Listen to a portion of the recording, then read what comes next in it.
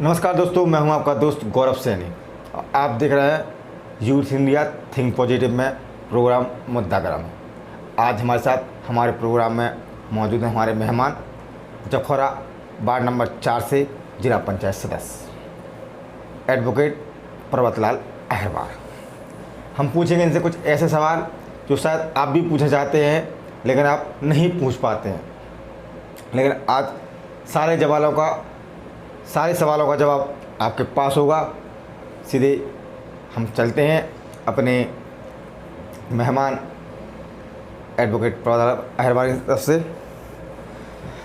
वकील साहब, हम जानना चाहते हैं, हमारे दर्शक जानना चाहते हैं आपसे जी जी जो आप चुनाव लड़ रहे हैं जी, और जैसी जानकारी आई है जी, आपको कांग्रेस ने अपना प्रत्याशी बनाया है। जी जी कहीं ना कहीं कांग्रेस की आज वो स्थिति नहीं है जो पहले हुआ करती थी, फिर भी आपने कांग्रेस से सीट ली और चुनावी मैदान में सामने आए। जी, देखिए, सबसे पहले तो मैं इस प्रजातंत्र के चौथे स्तंभ के आप जैसे सजग जागरूक जोश और होश को समेटे हुए आपके चैनल का और आपका हार्दिक धन्यवाद करता हूं। धन्यवाद बहुत। दूसरी बात आपने जो कही है कि कांग्रेस की स्थिति वर्तमान समय में नाजुक होते हुए भी आपने कांग्रेस को लाइक किया। जी जी। इस संबंध में मैं आपसे ये कहना चाहता हूं कि देखिए, ये राजनीति में चक्रानुक्रम होता रहता है, राजनीति में उतार चढ़ाव होता रहता है और किसी न किसी सत्ता पक्ष पार्टी की जो भी सत्ता में होती है कुछ ऐसी त्रुटियां होती हैं जो जनता की आवाज़ उन तक नहीं पहुंचती है तो जनता उनको नकार देती है। तो ठीक है, कुछ गलतियां कांग्रेस से पहले हुई होंगी जिसका खामियाजा ये वर्तमान में भोगा जा रहा है, लेकिन अब ये दौर बदलने वाला है। आप भी इस चीज़ को जानते हैं, चूँकि ये क्षेत्रीय चुनाव है, इसमें मैं प्रदेश और राष्ट्रीय स्तर की बात आपसे नहीं करना चाहता हूँ। और अगर आप क्षेत्र राष्ट्रीय स्तर की बात करेंगे तो उसमें अगर पूछा जाए तो वर्तमान परिस्थिति में जो सरकार हमारे प्रदेश में और देश में काबिज है उसकी नीतियों से आम नागरिक, मजदूर वर्ग और मध्यम व्यापारी ये बहुत तंग आ चुका है। और इन्हीं लोगों की भावनाओं को देखते हुए, इनके निर्देशों को समझते हुए कांग्रेस पार्टी ने पुनः अपनी नीति को जनता के सामने लाने के लिए इस त्रिस्तरीय पंचायत चुनाव में अपनी भागीदारी पूरी जोर शोर के साथ निभाने का काम किया है। इसके लिए हमारे नेता प्रियंका गांधी जी और राहुल गांधी जी के नेतृत्व में जो हमारे उत्तर प्रदेश में त्रिस्तरीय पंचायत चुनाव चल रहा है उसमें उनका ये पूरा निर्देश है। वैसे तो आप इस चीज़ को जानते हैं कि जो हमारे देश में राजीव गांधी जी पंचायत राज अधिनियम लागू किया गांधी जी ने, राजीव गांधी जी ने, तो उसमें उन्होंने इस संस्था को, पंचायत को उन्होंने निर्दलीय के रूप में ही रखा। और वही कारण है कि आज तमाम पार्टियां अपने अपने अधिकृत प्रत्याशी भले ही घोषित कर रही हैं, लेकिन भाई साहब किसी को पार्टी का सिंबल नहीं मिलेगा। इस चीज को आप भी अच्छी तरह से जानते हैं। इसी क्रम को आगे बढ़ाते हुए आप जानना चाहेंगे जी, आप और हम एक ही जगह से बिलोंग करते हैं जी जी, और अभी तक जैसा कि सपा का शासन रहा है, जी जी, सपा के ही प्रत्याशी जिला पंचायत रहे हमारे वार्ड जखौरा वार्ड 4 से, जी जी, तो वो क्या विकास कर सकते थे जी, क्यों विकास नहीं हुआ जी, और सबसे इम्पोर्टेंट, अगर आप प्रत्याशी उभर कर आते हैं, आप भारी मतों से जीतते हैं, तो आप क्या विकास करा सकते हैं अपने जखौरा क्षेत्र के लिए? बहुत अच्छा प्रश्न पूछा आपने, और ये प्रश्न मैं समझता हूँ कि आपको हर उम्मीदवार से भी पूछना चाहिए।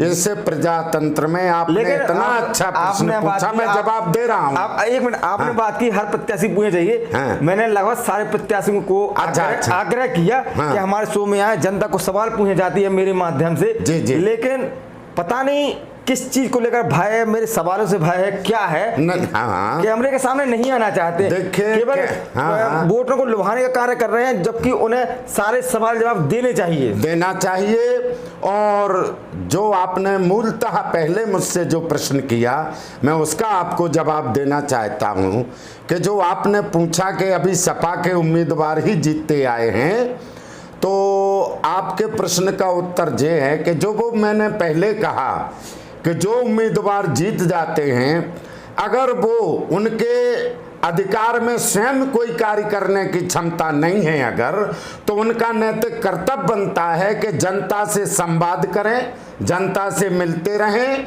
और जनता की समस्याओं के समाधान के लिए उच्च स्तर के अधिकारियों और नेताओं को अवगत कराते रहें, तो उनकी क्षेत्रीय समस्याओं का कुछ समाधान हो सके। लेकिन वही कतराएंगे जिन्होंने आपका वोट पा करके भी और आपकी समस्या को अपनी पार्टी के माध्यम से या स्वयं अधिकारियों और जनप्रतिनिधियों तक नहीं पहुंचा पाए, इसमें फेल होने की वजह से अब जनता का रुझान उनकी तरफ से हटता जा रहा है। आप किस प्रकार का विकास करवाएंगे? हाँ, आपने ये भी देखिए, मैं वार्ड नंबर 4 जखौरा से जिला पंचायत सदस्य का उम्मीदवार हूँ। जी जी। तो मेरा उद्देश्य, सबसे बड़ा उद्देश्य ये है कि हमारा ग्राम जखौरा आदर्श ग्राम की श्रेणी में आना चाहिए। और आदर्श ग्राम की श्रेणी में आने की सबसे पहली सीढ़ी है भाई साहब कि उस गांव का सुंदरीकरण होना चाहिए। हमारे गांव में जो खेत खलिहान है वो और जो कुआं तालाब हैं वो, अब तालाबों का सुंदरीकरण तो मेरे एजेंडा में सबसे पहले है कि हमारे गांव में जो तालाब पर अवैध रूप से जो कब्जे हो चुके हैं और गंदगी मलमूत्र का विसर्जन जो तालाब में हो रहा है, जबकि आप भी पत्रकार जी इस बात को जानते हैं कि हमारे गांव का वो ऐतिहासिक तालाब है जिससे फसल की सिंचाई तो होती ही है, हम और आप उसमें नहाते भी हैं और कभी कभार मौका लगता है उसका पानी भी पी लेते हैं। आज से 10 से 15 साल पहले तो पानी का मुख्य स्रोत तालाब था। जी जी। लेकिन आज सुविधाएं सरकार ने बढ़ा दी हैं, घर घर पानी पहुंचाया है, हैंडपंप कुएं वगैरह हुए हैं। लेकिन आज से ठीक 10 साल या 15 साल पहले जाएंगे तो मुख्य स्रोत था, काफी लोग कपड़े धोने जाते थे, नहाने जाते, लेकिन आज के दौर में खत्म हो गया है। तो ऐसा क्यों हुआ? ऐसा इसलिए हुआ कि जो आपने पहले कहा कि कुछ जनप्रतिनिधि मतों के भय से कि अगर हम अच्छा काम करते हैं तो कुछ लोग नाराज हो जाएंगे, इस भय से उन्होंने इसकी तरफ कोई ध्यान नहीं दिया। जबकि मैं इसके लिए सन 2005 से बराबर संघर्ष कर रहा हूं कि भाई जिस तालाब में, और मैं तो कई उन नेताओं से भी कहता हूं कि हमारे हिंदू धर्म में एक डोल ग्यारस पर्व होता है, बिल्कुल, जिसमें भगवान तालाब में स्नान करने जाते हैं।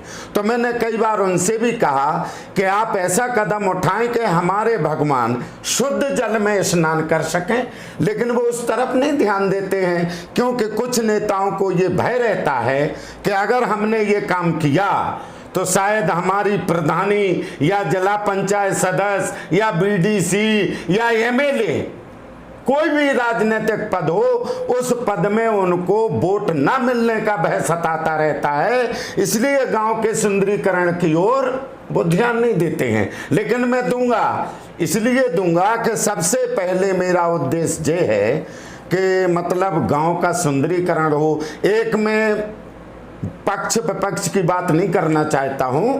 एक आपने देखा होगा तालबेहट में मुक्ता सोनी जी का क्यों नाम आता है। पहले उनसे लोग नाराज हुए कि तालाब में आप जो है गरीब आदमियों के ये हटवा रहे हैं। अब जब वो हट चुके और वहां सुंदरीकरण हो गया तो वही तालाब पर्यटक तालाब बन गया। तो मेरा उद्देश्य है कि जखौरा का तालाब भी पर्यटक तालाब बने और वहां जो वास्तव में गरीब लोग होंगे उनको वहां से हटाया जाएगा। तो उनके व्यवस्थित करने के लिए मुझे आशीर्वाद आप दिलाएंगे तो मैं उनको भी व्यवस्थित कराने का संघर्ष करूंगा।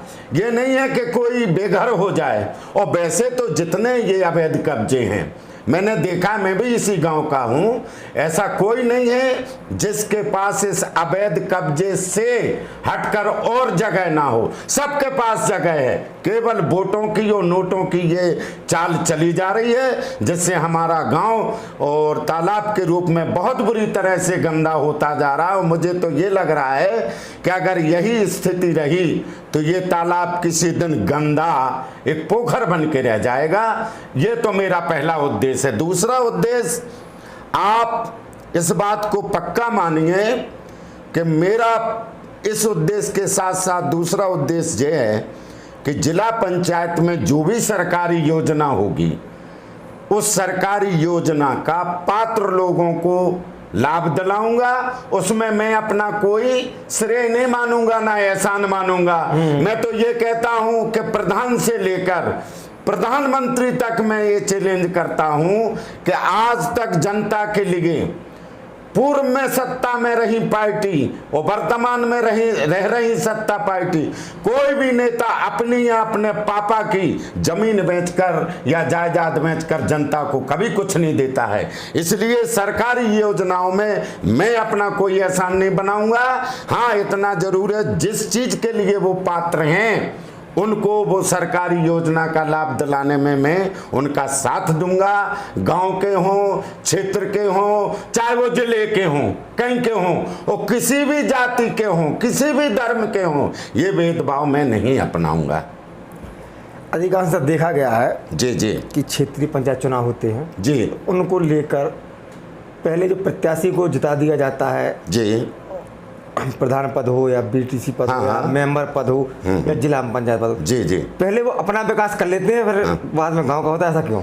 हाँ, आपने ये भी वर्तमान समय में जो स्थिति चल रही है उस स्थिति को आपने देख करके ही तो प्रश्न किया। बहुत अच्छा प्रश्न किया।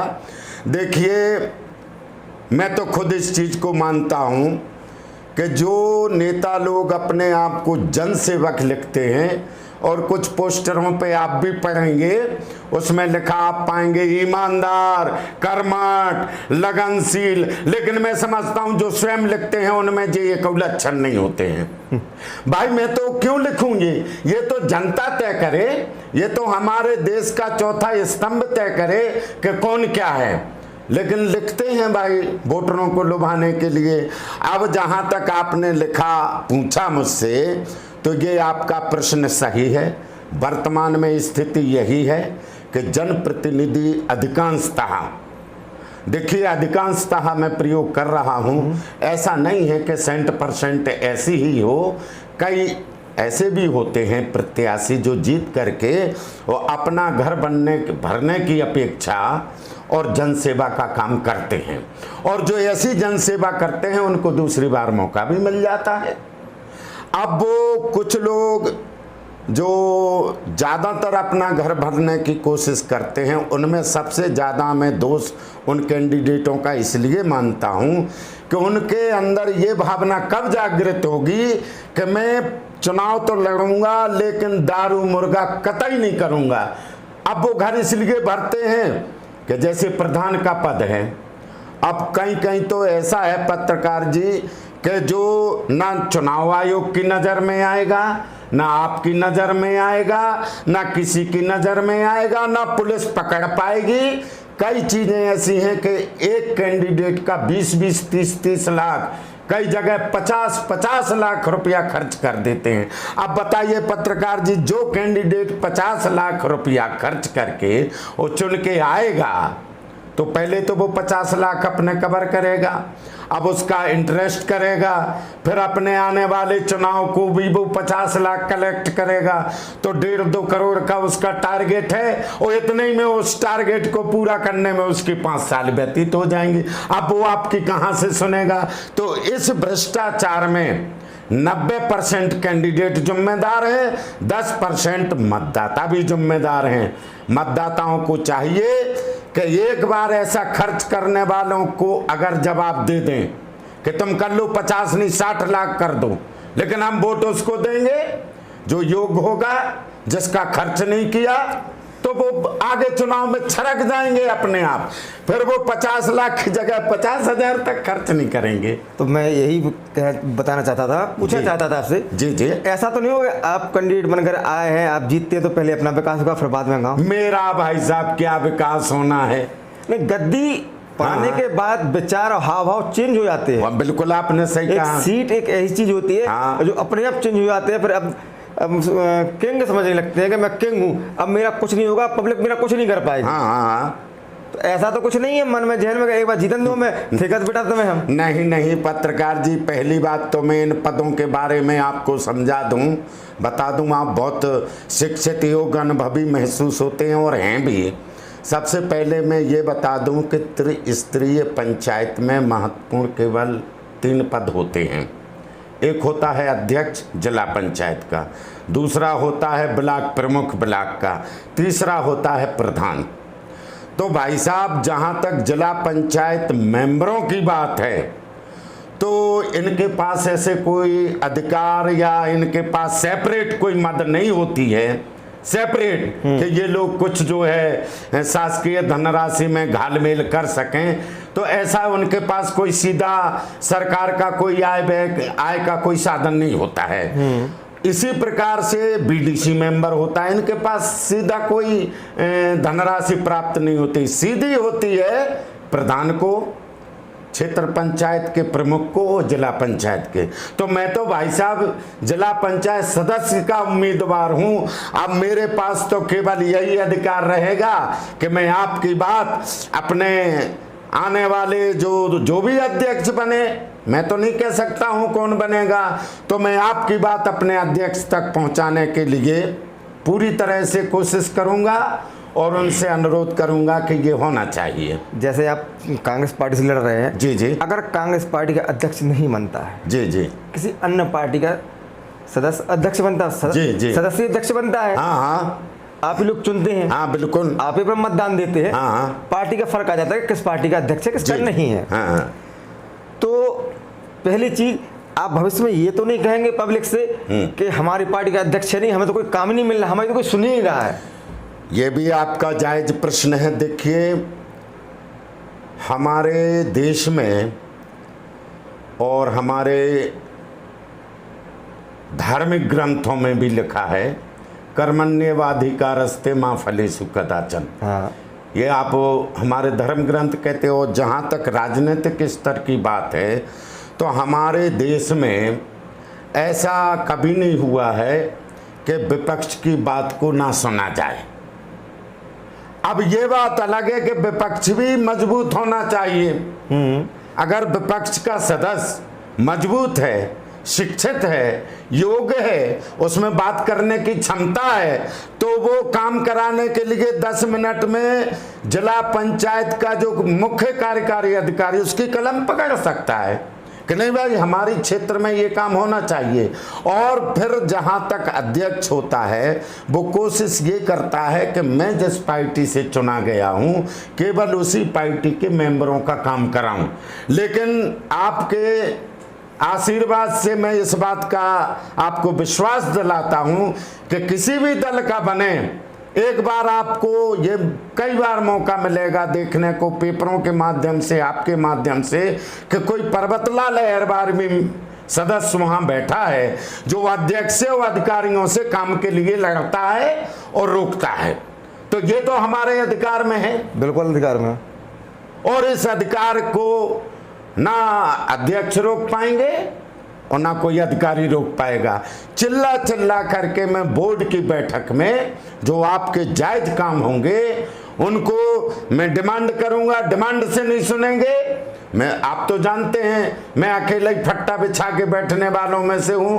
मैं उसी पंचायत में फट्टा बिछा के बैठ जाऊंगा कि हमारे क्षेत्र की जरूरत है इस चीज की और इसको अध्यक्ष और वो नहीं सुन रहे हैं, तो इस चीज को मैं आगे बढ़ाऊंगा। ऐसा नहीं कि मतलब मैं ऐसा नहीं चाहता हूं कि मैं आपसे ये कहूं कि भाई मेरी मजबूरी है, मेरा अध्यक्ष नहीं है, मेरी सुनता। क्यों नहीं सुनेगा? अध्यक्ष कोई भगवान तो है नहीं, हमारा ही बनाया हुआ कहलाएगा कि नहीं कहलाएगा? कहलाएगा। और अगर फिर भी नहीं मानेगा तो हमारे पंचायत राज अधिनियम में उसके खिलाफ शिकायत करने का भी प्रोविजन है। हम उसकी शिकायत करेंगे और जब शिकायत पर नहीं होगा तो फिर हम लीगल एड जो होती है, कानूनी कार्रवाई, वो करेंगे।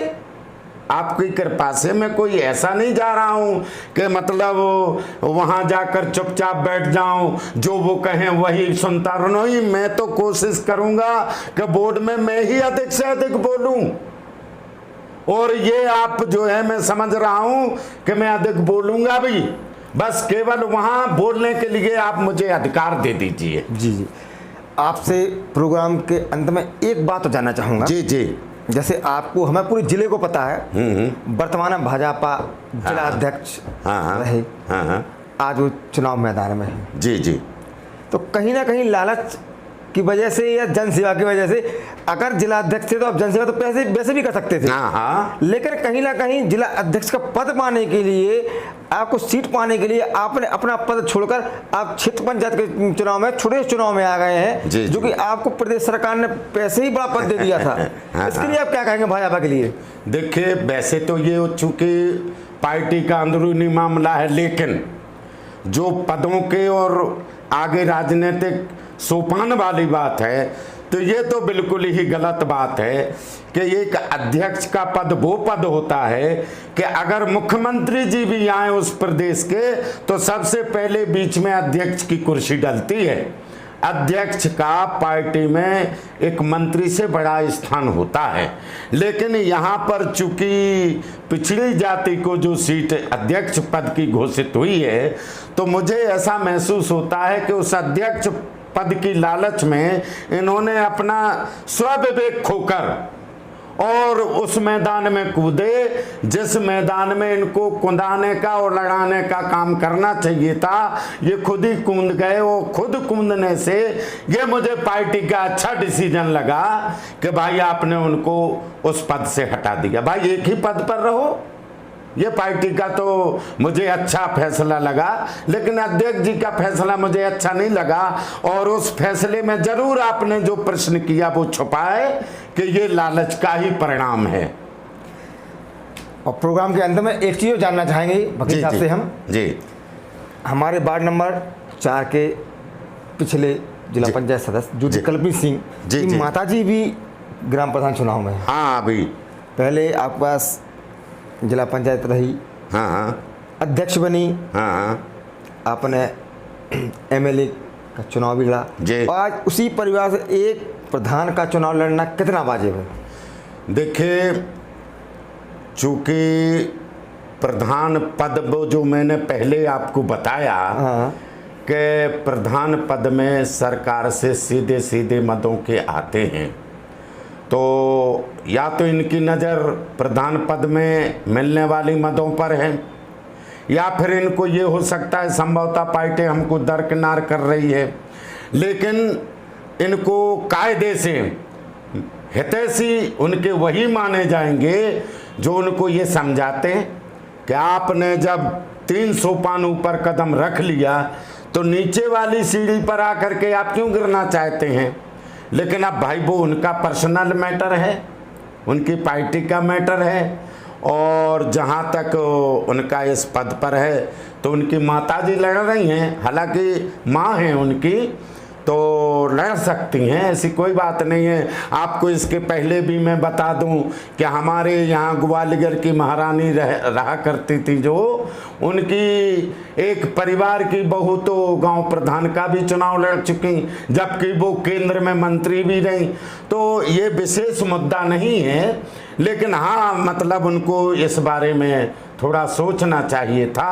अब गांव का प्रधानी का चुनाव है, मैं इस संबंध में कुछ ज़्यादा टीका टिप्पणी इसलिए नहीं करना चाहता कि मुझे तो हर प्रधान कैंडिडेट से अनुरोध करना है और मैं किसी प्रधान के साथ जा भी नहीं सकता हूं। लेकिन अब अपनी अपनी बुद्धि पर, जैसे मान लीजिए मुझे जाना है पूरब में और चल दूं पश्चिम में, तो ये मेरा दोष रहेगा।